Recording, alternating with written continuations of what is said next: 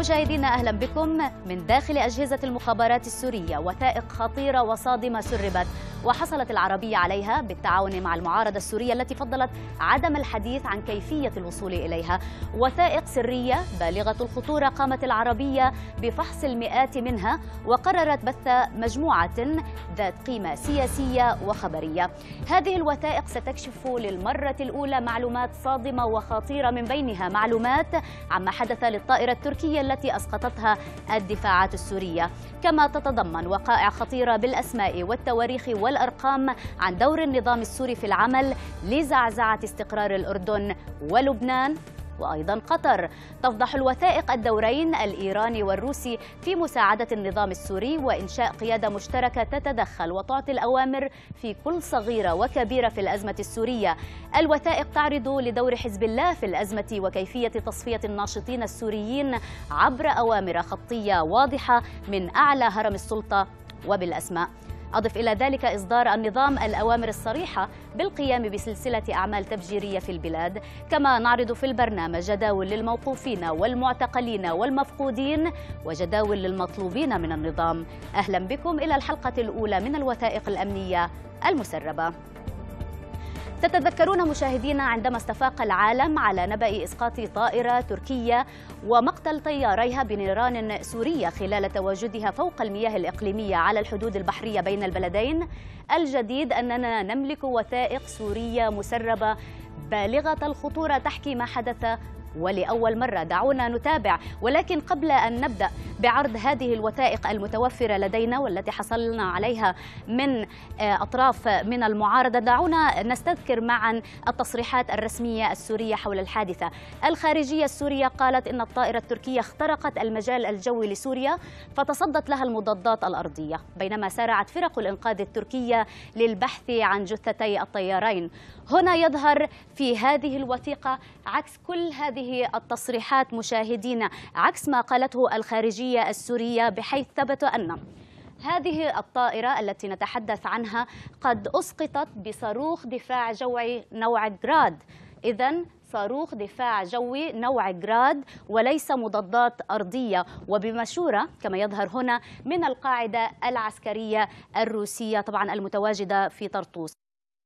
في هذه الأثناء كانت هناك وثيقة سرية أخرى في طريقها من مكتب الرئيس السوري بشار الأسد، طبعا متوجهة إلى رئيس فرع العمليات في المخابرات الخارجية حسن عبد الرحمن، وتبلغه بالآتي. سنشاهد معا ما هي المعلومات المتوفرة لدينا في هذه الوثيقة. طبعا هو أمر مباشر مختوم بسر للغاية من الجمهورية العربية السورية، القصر الجمهوري، جهاز المخابرات الخارجية. طبعا هنا الأمر الخطير في هذه الوثيقة نشاهده هنا، والذي يتحدث عن أن المخابرات الجوية السورية تمكنت من القبض على طيارين من سلاح الجو التركي، وذلك بعد إسقاط طائرتهما بأمر من القاعدة البحرية الروسية طبعا، وهذه القاعدة كما ذكرنا في طرطوس، قد تم ذلك على خط المياه الدولية وليس الإقليمية كما يقول النظام. على كل دعونا مشاهدينا نتابع معا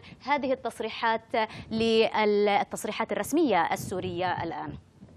ما تم استخدامه في التصدي لهذا الخرق للأجواء السورية هي مدفعية مضادة للطائرات عيار 2357 المتمركزة على الشاطئ السوري، وتمت الإصابة إصابة مباشرة لهذه الطائرة، وشوهدت الطائرة تتجه يسارا لتسقط بعد ذلك في المياه الإقليمية السورية. قانونيا ما جرى هو انتهاك صريح للسيادة السورية. هذا الأمر مثبت بالوقائع، مثبت بما لدينا من معلومات، مثبت أيضا بالتصريحات التركية الصادرة التي اعترفت بأنه تم انتهاك للأجواء والمياه الإقليمية السورية، أي أنه قانونيا الموضوع مبرم، هناك انتهاك للسيادة السورية. طيب، معي الآن في الاستوديو الدكتور حسان الشلبي عضو المكتب السياسي في التيار الوطني السوري. أهلا بك دكتور. المقدسي يتحدث بشيء والوثائق تتحدث بشيء آخر، من نصدق؟ لا شك أن علينا تصديق الوثائق. نحن نتكلم عن وثائق مختومة بمهر من مهورة بختم من المخابرات العامة، تمت الخطاب فيها ما بين القصر الجمهوري وما بين فرع المخابرات الخارجية من أجل الاطلاع على سير المسرحية التي حاكتها الجمهورية العربية السورية الرد على موضوع الاتهامات التي وجهت من قبل تركيا بتورط سوريا بعملية إسقاط مقصود للطائرة التركية، وما تبعه من إشكاليات ستأتي تبعا ضمن الوثائق المسربة. ولكن ألا يمكن تزوير الوثائق أيضا، ليس فقط التصريحات؟ هذه الوثائق حينما نتكلم عن وثائق سرية نتكلم عن وثائق واردة من قبل الفروع الأمنية والاستخباراتية يتعاطى فيها مع أسماء محددة من قبل الشخصيات الأمنية. نتكلم عن أوامر صادرة بشكل مباشر من قبل رئيس الجمهورية الذي يحاول أن يدعي على أنه بعيد عن الحدث، كما يحاول أن يصور هذه الصورة كثير من حاشيته، وهو الآن بشكل واضح لا لبس فيه هو من الشخصيات التي تباشر الأوامر وتطلع على الأحداث بشكل مستمر من أجل أن تكون على أقصى درجات الحرفية في ارتكاب الجرائم التي تسعى سوريا لارتكابها في هذه المرحلة. لماذا إعطاء معلومات مغلوطة في كيفية إسقاط الطائرة إن كان جراد أو مضادات أرضية؟ نتكلم عن حالة كانت تركيا ما زالت تعيش في مرحلة قلق واضطراب أمام ما حصل. لم تفق بعد من هول الصدمة التي حصلت نتيجة إسقاط الطائرة. لم تتوقع أن تكون سوريا لديها القدرة على الجرأة في القيام بأسر الطيارين الذين تم إسقاط طائرتيهما. كان من المتوقع أن سوريا ما زالت تتمتع بشيء من الخوف. لم يكن هناك دراية بأن القضية لا تسير فقط من خلال الجمهورية السورية، وإنما هناك مكتب قيادة مشترك من قبل الإدارة الروسية والإيرانية بوجود القيادة الروسية عن خلال مكتب موجود في كل من العواصم الثلاث. طيب. موسكو، طهران، دمشق، هو الذي يدير العملية الحقيقية، بينما حقيقة بشار هو عبارة عن محافظ في إقليم اسمه سوريا لدى إسرائيل لدى روسيا وإيران. على كل دعنا نرى ونطلع على المزيد من الأوامر الموجودة في هذه الوثيقة الآن. طبعا طلعنا على النقطة الأولى، الآن نذهب إلى النقطة الثانية. بأمر من السيد رئيس الجمهورية يوضع الأسيرين تحت تصرف فرع العمليات الخارجية وفق التعليمات وبروتوكول أسرى الحرب. يعني هل النظام السوري في تلك اللحظة كان يعتبر نفسه في حرب بينه وبين تركيا؟ للأسف هناك وضوح واضح من خلال أعلى رأس وهرم أعلى الهرم بالتعاطي مع الدول المجاورة والتي كانت مؤيدة للثورة السورية على أنها في حالة حرب معه، وعلى أنه اتخذ قراره بمحاولة نقل وتصدير الأزمة، إضافة إلى إحداث إرباك في داخل هذه الدول والنيل من سيادتها من خلال القيام بعمليات تمسها بشكل مباشر، كما حصل في هذه العملية التي تعتبر من الطراز الرفيع على مستوى الأهداف العسكرية، حينما يتم القيام بإسقاط طائرة من خلال صواريخ جراد. وصاروخ جراد حتى يطلق لابد أن يصدر أمر من قيادة عليا، لا يمكن أن يصدر من خلال قيادة ميدانية موجودة على الأرض. على كل أريد أن أشير للمشاهدين بأن هناك بعض الأخطاء اللغوية الموجودة بالوثائق الأصلية لم نغيرها، أظهرناها على الشاشة بوضوح كما جاءت بالوثائق. على كل الآن ننطلق إلى النقطة الأخرى، وأمر آخر من الرئيس السوري بشار الأسد يقول يتم التحقيق معهما طبعا بخصوص خطط الجيش وسلاح الجو التركي بخصوص الأزمة السورية، وما هي الدعم الحكومة التركية للجيش السوري الحر وكل المعلومات المتوافرة لديهم عن ذلك. دكتور، ما طبيعة المعلومات التي يمكن لطيارين أن يقدماها للنظام السوري؟ باعتبار أن الطيارين هو عبارة عن ضباط في داخل الجيش التركي، ربما النظام يتوقع أنهم يحملون بعض الدلالات عن المعسكر الآخر الذي يجهل حقيقة ما قد يتخذه من إجراءات. نحن نتكلم عن المعسكر الأمريكي الغربي التركي الصديق للشعب السوري، الذي يحاول أن يشكل ضغطا ما ويتخذ إجراءات ما من أجل إخضاع النظام السوري لمطالب شعبه والعمل على إنقاذ الشعب السوري من المتاهة الذي يعيشها. ربما توقع النظام أن يكون لديهم شيء من هذه المعلومات، هو أراد أن يجس النبض، أن يعرف ما مدى إمكانية اتخاذ إجراءات عسكرية. هل حلف الناتو الذي هو يخشى حقيقة أنه هو من قد يقوم بعملية عسكرية ما، لأن أمريكا غير قادرة في هذه المرحلة على الدخول ضمن أي معمعة عسكرية في ظل الانتخابات والمصالح الخاصة فيما بينها وبين روسيا. تركيا بشكل فردي لا تستطيع أن تتحمل أعباء هذه الحرب. إذن الناتو، والناتو هو تركيا هي جزء من هذا الناتو، فجس النبض كان حبر القيام بهذه العملية. طيب. من الذي يمد بالمعلومة؟ ربما هؤلاء الضباط يكونون صيد ثمين في يده. أضفي أنه ليس القضية هي فقط مجرد معلومات، هناك موضوع وضعهم كنوع من الابتزاز. النظام السوري من الأنظمة التي تتقن عملية الابتزاز السياسي، ولكنه لم يتخذ هذه الطريقة. دعنا نرى الأوامر التي أخذت. النقطة الرابعة الآن يمكن القول دراسة مقترح السيد اللواء بسام مرهج بنقل الأسيرين إلى الجمهورية اللبنانية بعهدة حزب الله للاستفادة منهما في وقت لاحق. لماذا نقل الأسيرين إلى لبنان؟ يعني ألا يستطيع النظام حماية الأسيرين في سوريا؟ للأسف لا نستطيع أن نقول أن النظام السوري قادر على حماية أي شيء في داخل سوريا. هو غير قادر على حماية شعبه، هو غير قادر على حماية سيادته. الطيران الإسرائيلي ينتهك الأجواء السورية والنظام السوري مكتوف الأيدي. يتكلم هنا عن الحديقة الخلفية للنظام السوري والمتمثلة بحزب الله. أولا هي بعيدة عن تركيا. الأمر الثاني النظام السوري فقد الثقة في قياداته العسكرية، فربما يتم عملية تسريب للخبر فيما بين الضباط الشرفاء وما بين المعارضة، بحيث يكون لدى المعارضة أوراق قوة للضغط من خلال تركيا على هذا النظام. إذن هو يخشى أن تتسرب هذه المعلومة، ويخشى أن يحاول الجيش الحر استعادة هؤلاء الضباط، لأنه يعتبرهم أنهم من الشخصيات الصديقة ذات الصلة بالشأن السوري. لكن النظام لا ندري هل بالفعل قام بعملية النقل أم لم يقم بعملية. إذن ليس هناك من معلومات إن كانوا قد وقعوا بأيدي حزب الله أو تم تسليمهم لحزب الله. الاحتمال قائم، ونتكلم عن دراسة هذا المقترح.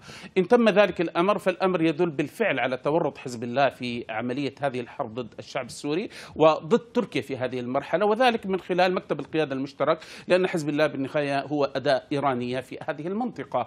إن لم يتم ذلك فالقضية تمت أن الطيارين قد وقعا في قيد الأسر، وأنه بعد ذلك تمت عملية التصفية لهما. طبعا هذا ما سنتحدث عنه بعد قليل، لأنه المعلومات التي أوردناها مشاهدينا ليست الأخطر في هذه الوثائق. بعد الفاصل ماذا حدث للطيارين التركيين؟ الوثائق السرية التي سنعرض مضمونها تخبركم مشاهدينا. ابقوا معنا.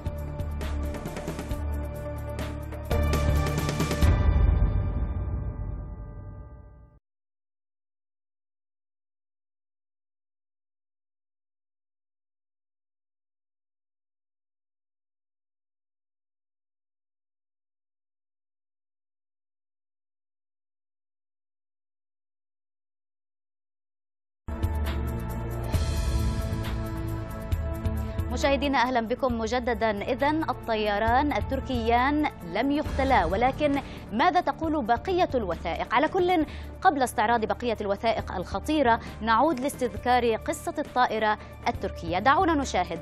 في 22 من يونيو من العام الحالي وفي تمام الساعة 11:42 أقلعت طائرة تركية من طراز F4 من هنا، أي سنشاهد الآن الخارطة من تركيا. أقلعت هذه الطائرة في مهمة استطلاع وتدريب. طبعا هذا الخط الأحمر الذي يظهر مسار الطائرة منذ انطلاقها.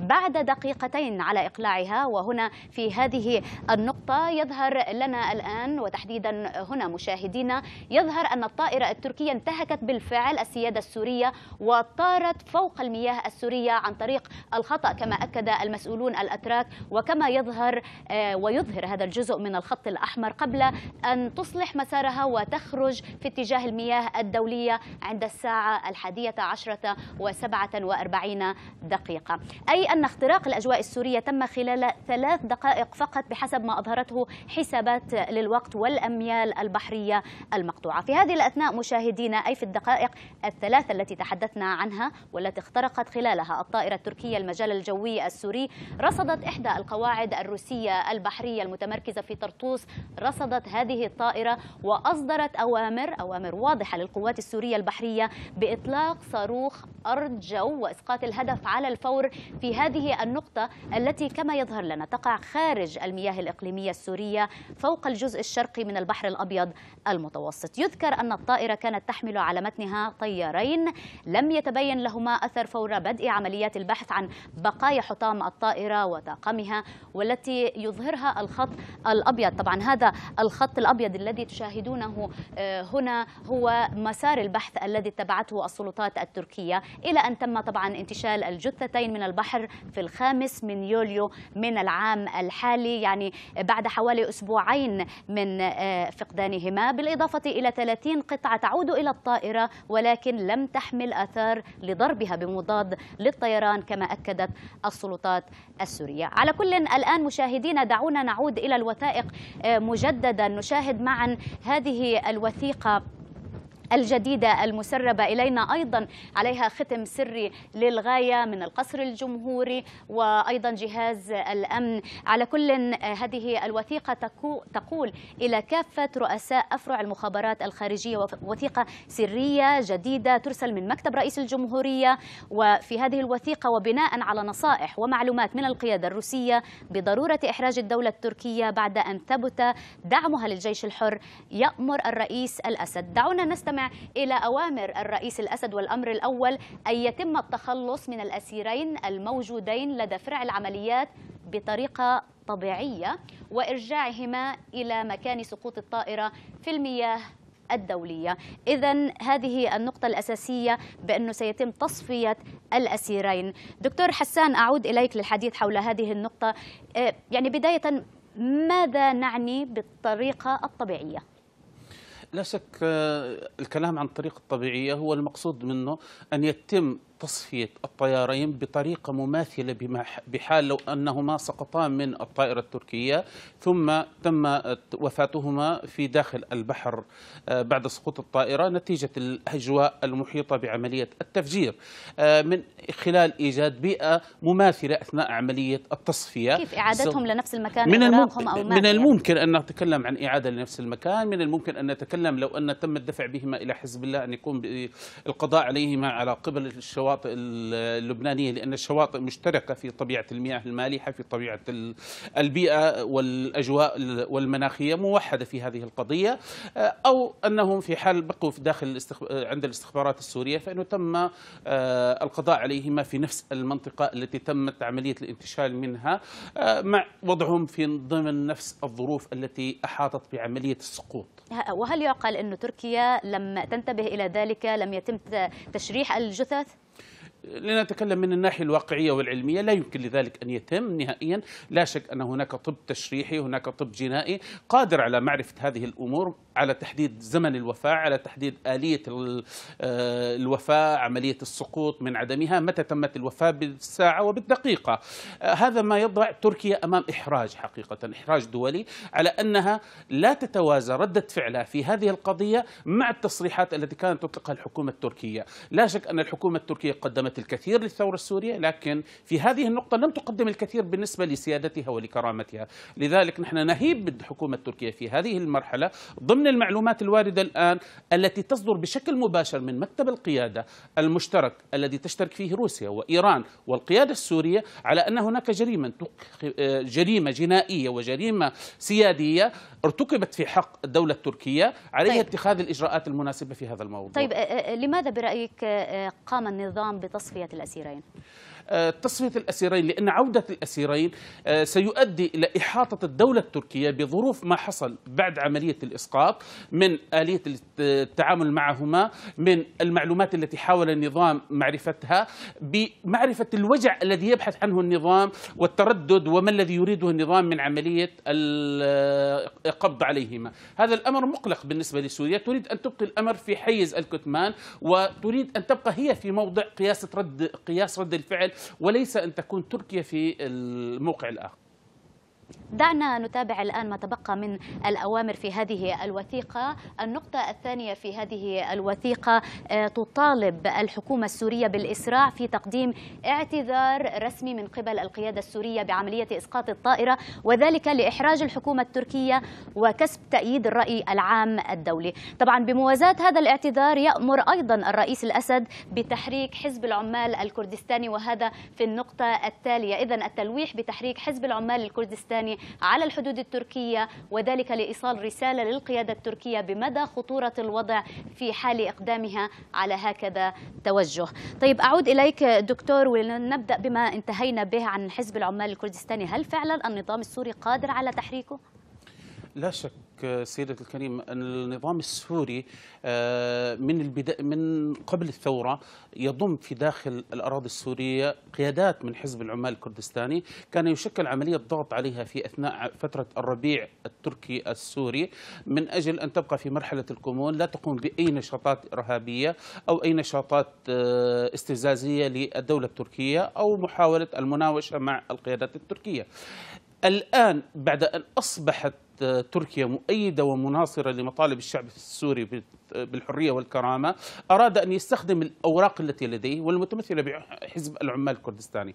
في المرحلة الأولى كان يخشى أمام التصريحات التركية من أن يستخدم هذه الورقة. حينما جس النبض من خلال ما حصل في موضوع الطائرة، وأن الدولة التركية ماطلت في اتخاذ إجراءات ما وأدخلت الموضوع في أمر التحقيقات وموضوع ما يجري من البيانات التي صدرت، وأن الأمر لا يتعدى مجرد ذلك، وأن تركيا غير قادرة هي وحزب الناتو على الدخول في هذه المعركة الآن، لأنها لم تتحدث ولا تعمل. هذا ما لم تتخذ إلى الآن القرار ولكن في ذلك. هل النظام فعلا معني بتأجيج الوضع، يعني إدخال تركيا أن تصبح جزء من الأزمة بالنسبة له؟ لا شك في ذلك. النظام يريد أن ينقل تركيا من مرحلة إدارة الأزمة إلى مرحلة الأزمة، بأن تصبح جزء من الأزمة فتفقد القدرة والسيطرة على الحدث وتدخل في مواجهة مع المعارضة، مواجهة مع الشعب التركي، بحيث تدفع ثمن غير جاهزة في هذه المرحلة على دفعه، مع أن الذي طالبنا فيه الحكومة التركية لم يطالبها أحد بالدخول في حرب بالوكالة عن الشعب السوري.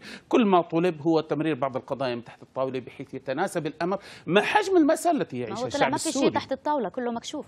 للأسف هناك ما يمر وهناك ما نطالب فيه. لم نطالب في مرحلة من المراحل المجتمع الدولي أن يخوض حرب بالنيابة عن الشعب السوري. هناك جيش سوري حر قادر على أن يتخذ هذه الإجراءات. كل ما طالبنا فيه هو تلك الأسلحة النوعية التي تدرأ خطر هذا النظام عن الدول الجوار والدول الشقيقة. طيب الاعتذار باختصار لماذا؟ الاعتذار هو فقط حالة من قبل النظام الروسي شكل عملية ضغط على النظام السوري من أجل تقديم هذا الاعتذار فقط من أجل تخفيف ردة الفعل من قبل حزب الناتو، وعلى أنه قام بعملية دبلوماسية يحاول من خلالها أن يظهر بمظهر الضحية عوضا أن يكون هو بمظهر المذنب. الدكتور حسان الشلبي عضو المكتب السياسي في التيار الوطني السوري، شكرا جزيلا لك. إذا مشاهدينا انتهت الحلقة الأولى من الوثائق الأمنية المسربة. المزيد من الوثائق الخطيرة والصادمة في الحلقات المقبلة مشاهدينا، ابقوا معنا.